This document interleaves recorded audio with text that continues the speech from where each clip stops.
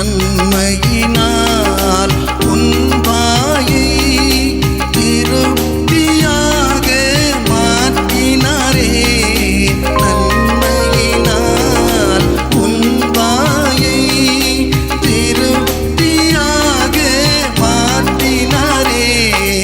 கழுகுக்கு சமமாய் உன் வயதை இளமையாக மாற்றினாரே. இன்றைய வார்த்தையாக சங்கீதம் 41 அதிகாரம் 3 படுக்கையின் மேல் வியாதியாய் கிடக்கிற அவனை கர்த்தர் தாங்குவார். அவனுடைய வியாதியிலே அவன் படுக்கை முழுவதை மாற்றி போடுவார். மன்னாவினுடைய தலைப்பு வியாதி நேரத்திலே நம்மை பாதுகாக்கும் கர்த்தர். வியாதி நேரத்திலே நம்மை பாதுகாக்கிற கர்த்தர். எப்படி பாதுகாக்கிறாரா? மத்தேயு 23 அதிகாரத்திலே 37 சொல்லப்பட்டிருக்கும் வண்ணமாக, கோழி தன் குஞ்சுகளை சிறகின் கீழ் கூட்டி சேர்க்கிற விதமாக எதிரியான சாத்தானுடைய கண்களுக்கு நம்மை ஒவ்வொரு நாளும் மறைத்து காப்பாற்றுகிறார். யோபை சுற்றிலும் வேலையடைத்து காத்துக்கொண்டார், காத்திருந்தார் என்று சொல்லி பார்த்தோம். நம்மையும் அதே போல பாதுகாக்கிறவராயிருக்கிறார்.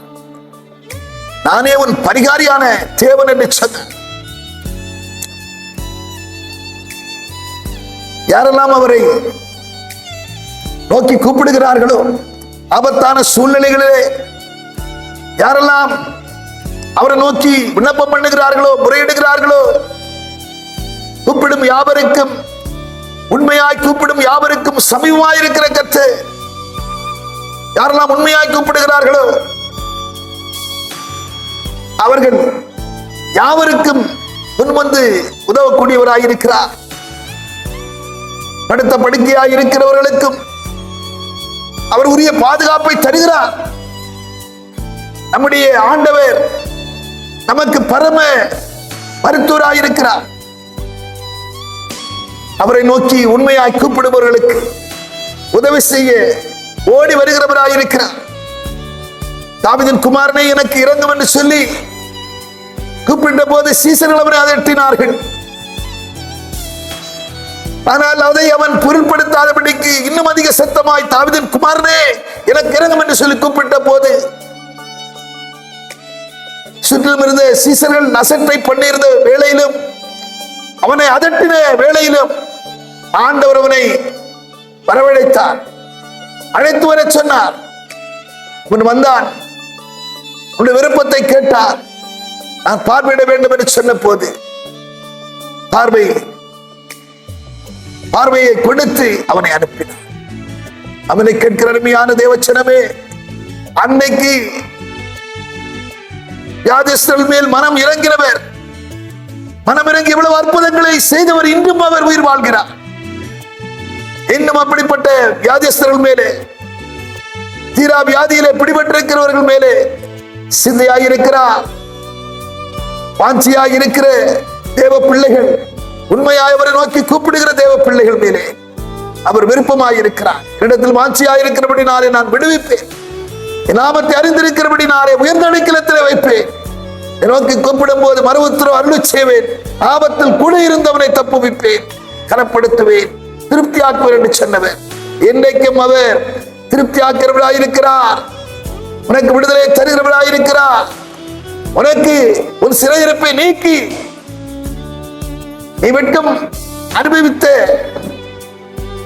சூழ்நிலையிலே வெட்கத்திற்கு பதிலாக இரட்டத்தனையான பலனை தந்து உன்னை ஆசீர்வதிக்க விரும்புகிறார். உண்மையாய் அவரை நோக்கி கூப்பிடுங்க, உண்மையாய் அவரை நோக்கி மன்றாடுங்க. இறங்கி வருவார், இறங்கி வந்து பூரண சுகத்தை தந்து உன்னை சாட்சியாய் நிறுத்துவார் என்கிறதிலே சந்தேகமில்லை. நாம் ஜெபப்படுவோம். பரலோக பிதாவே, நாங்கள் உம்மை துதிக்கிறோம், ஸ்தோத்தரிக்கிறோம். ஆண்டவரே, நோக்கி கூப்பிடும் போது மனம் இறங்கி உதவுகிற தேவன், சிறையிருப்பை நீக்குகிறவர். படுக்கையை மாற்றி போடுகிறவர். எனக்கு உமக்கு சித்தமானால் என்னை சுத்தமாக்கும் என்று சொல்லி குஷ்டரோகி ஒருவன் இடத்தில் வந்த போது, எனக்கு சித்தம் உண்டு நீ சுத்தமாக என்று சொல்லி அவனை உயிர்ப்பித்தீர் அல்லவா?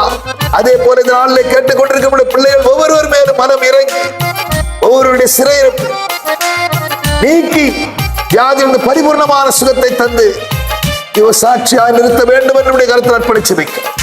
இயேசு கிறிஸ்து நாமத்தில் செபிக்கும் நல்ல பிதா. ஆமென். நன்மையினால்